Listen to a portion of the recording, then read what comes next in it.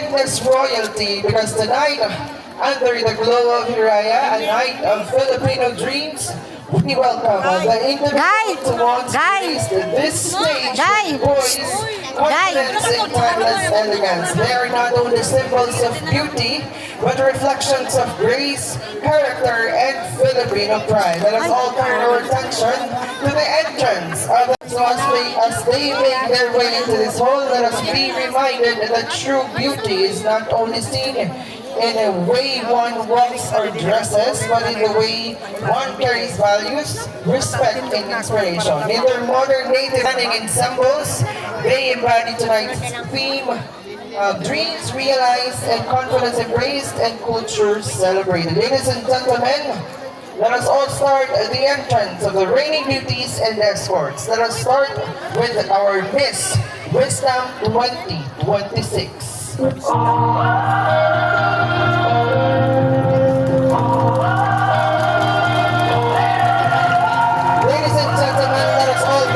Queen who represents intellect, insight, and thoughtful leadership.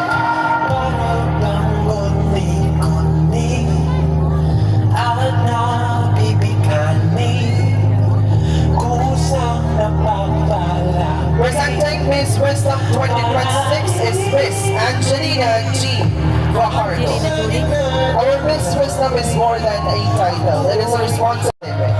Tonight, she shines as a reminder that wisdom is not measured by age, but by character, experience, and the heart's desire to uplift others. Ladies and gentlemen, once again, let us all give a warm and a proud applause to Miss Wisdom 2026, Miss Angelina G. Fajardo.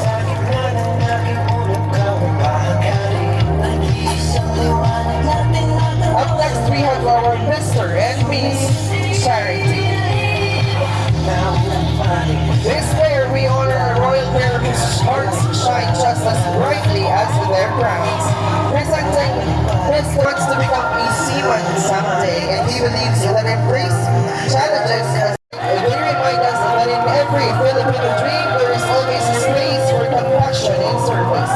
Let us all give a round of applause to our Mr. and Miss Charity 2026, Mr. Mon Andrew S. Dalosario and Miss Chris Natichi Romero. That in everything you do it in the name of God. Together as Mr. and Miss Hope, they represent the belief that dreams, no matter how big, are always within reach when fueled by. So I miss Gail Mario P. Dalosario. Faith is the foundation of every dream. Ito ang lakas ng loob na maniwala kahit hindi pa nakikita ang resulta. Are sustained not only by ambitions but by belief in oneself, in others, and in brighter tomorrow. Tonight, they stand as a symbol of conviction, strength, and the power of believing. Equality and empowerment. Presenting Miss Gender and Development 2026, MX Jean-Marc M. Castillo. Gender and Development is more than a title. It is Development 2026, MX Jean-Marc M. Castillo. Who represents freedom, independence, and the courage to stand tall in her truth. Presenting our Miss Liberty 2026, Miss Mary Angeline D. Oguan.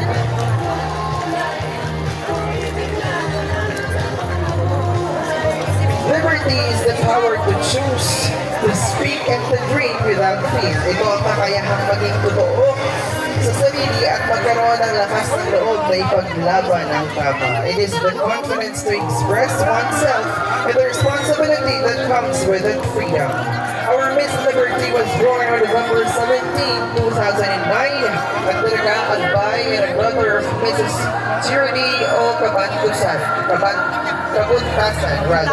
She is a grade 10 student who loves to play online games and watch movies. Someday she wants to become a doctor and she believes that failure is simply the opportunity to begin again. As Miss Liberty, Mary Andre carries the responsibility is not just about rights but also about accountability, respect, and integrity. She stands as a symbol of empowerment, encouraging fellow students to embrace their individuality, pursue their dreams boldly, and use their voices for good. Tonight, under the banner of Hirayat, she shines as proof that true freedom allows dreams to flourish and identities to blossom.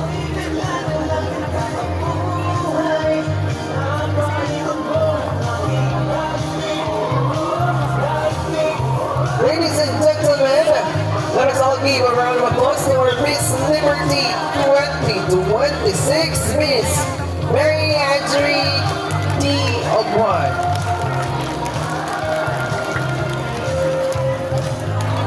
Spirit of the junior class presenting our Mr. and Miss Junior 2026, Mr. Francis Nicole B. Sakilio and Miss Natasha D. Almorate.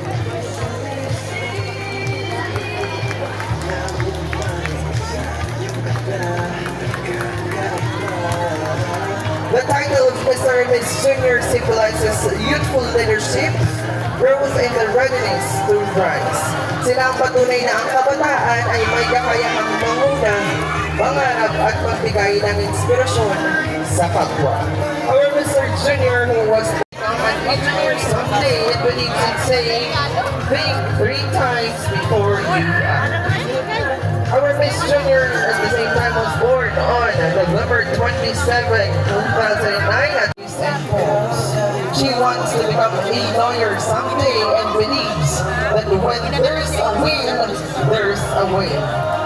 As Miss Junior, one embodies grace, enthusiasm, and determination. Tonight, as Mr. and Miss Junior, they represent the promise of tomorrow, leaders in the making, dreamers with direction, and young individuals ready to step into bigger roles. They shine a symbol of ambition, progress, and youthful excellence. Once again, let us all grab our hands together to our Mr. and Miss Junior 2026, Mr. Francis Nicole B. Sakilio and Miss Natasha D. Almorate.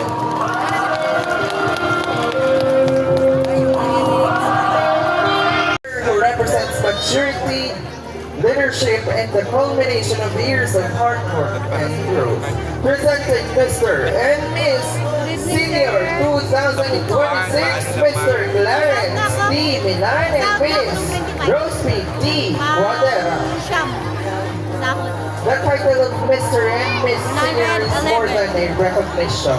It is a symbol of achievement, responsibility, and dreams into reality. Once again, palakpakan po natin ang ating Mr. and Miss Senior 2026, Mr. Clarence D. Milan and Miss Rosemary D. Guadera. Institution. Presenting our Mr. and Miss Alma Mater 2026, Mr. Roswell Adrian R. Katampuan and Miss Rian Rose V. Russell.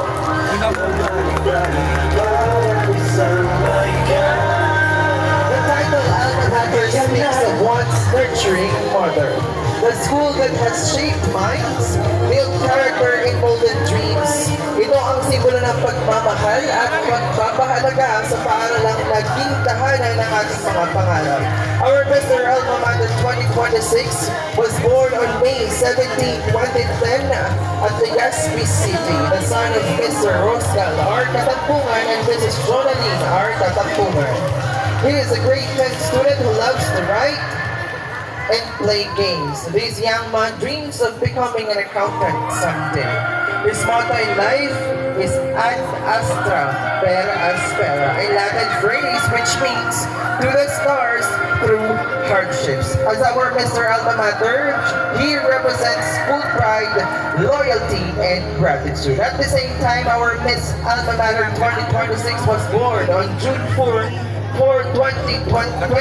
at the Legazpi City, a love creative writing.